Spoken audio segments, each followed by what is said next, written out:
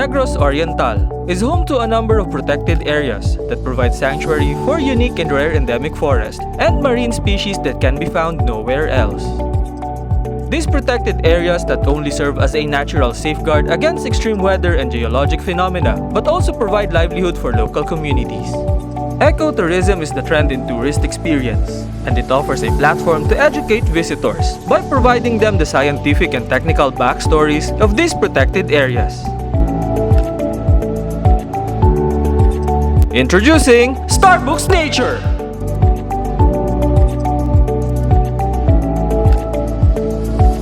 A joint project by DOST-STII and DOST Region 7 through the Provincial S&T Office of Negros Oriental and support coming from the Provincial Government of Negros Oriental, DENR Region 7, Silliman University, and Negros Oriental State University.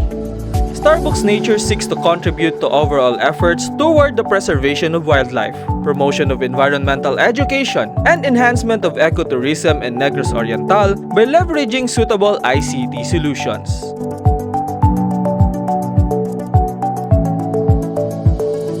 STARBOOKS Nature shall feature the following protected areas: Apo Island Protected Landscape and Seascape. Famous for its pristine coral reefs and abundant marine life, it's also home to a variety of bird species. Balinsasayao Twin Lakes Natural Park. A group of two beautiful crater lakes, Lake Balinsasayao and Lake Danao, surrounded by lush forests and home to a variety of wildlife including monkeys, birds, and reptiles, and critically endangered Negros bleeding heart dove. Tañon Strait Protected Seascape, home to a variety of coral reefs, mangroves, and seagrass beds. It is also an important breeding ground for many marine species.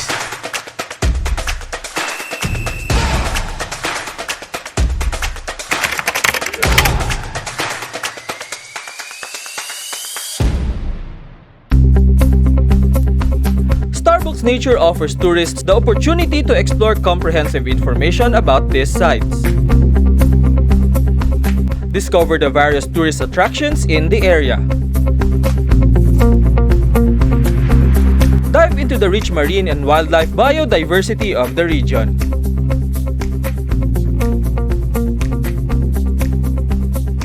Get acquainted with the thriving ecotourism initiatives. Gain insight into the socio-cultural characteristics of the local population. Understand government and community efforts to conserve these protected areas. Recognize the potential threats facing these sites. Access knowledge derived from conducted research. And learn about the government's management strategies for these sites. Visitors can also take an interactive quiz about the protected areas. Surely a great and fun way to learn about these important places and become educated about the importance of preserving these protected areas.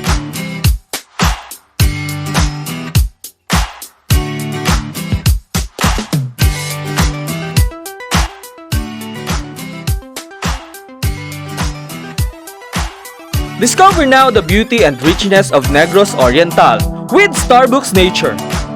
Visit, enjoy, and learn with STARBOOKS Nature.